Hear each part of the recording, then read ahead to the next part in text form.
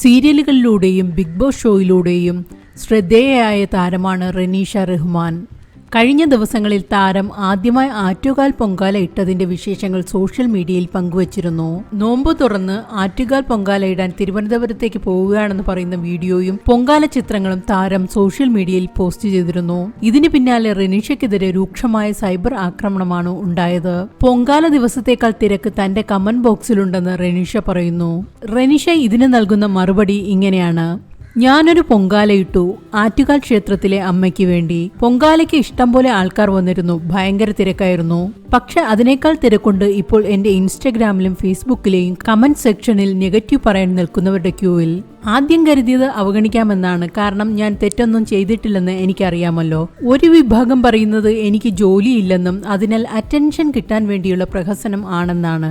രണ്ടാമതൊരു വിഭാഗം പറയുന്നത് വിശ്വാസത്തോടെയും ബഹുമാനത്തോടെയും ചെയ്തതല്ല, വെറും ഷോ ഓഫ് ആണെന്നാണ്. ഇവർക്കൊരു മറുപടി കൊടുക്കണമെന്ന് തോന്നി. ആദ്യം പറഞ്ഞവരോട് എല്ലാ മാസവും 1 മുതൽ 15 വരെ സുഗമോ ദേവി സീരിയൽ ചെയ്യുന്നുണ്ട്. 16 മുതൽ 30 വരെ സി കേരളത്തിൽ ചെമ്പരത്തി എന്നൊരു സീരിയൽ ചെയ്യുന്നുണ്ട്. 30 ദിവസമല്ലേ ഉള്ളൂ ഒരു മാസത്തിൽ. ആ 30 ദിവസവും എനിക്ക് വർക്കുണ്ട്. ഇതുകൂടാതെ ഇൻസ്റ്റഗ്രാം കൊളാബ്, പ്രൊമോഷണൽ വീഡിയോ, ഉദ്ഘാടനങ്ങൾ, വ്ളോഗിംഗ് എല്ലാം ഞാൻ ചെയ്യുന്നുണ്ട്.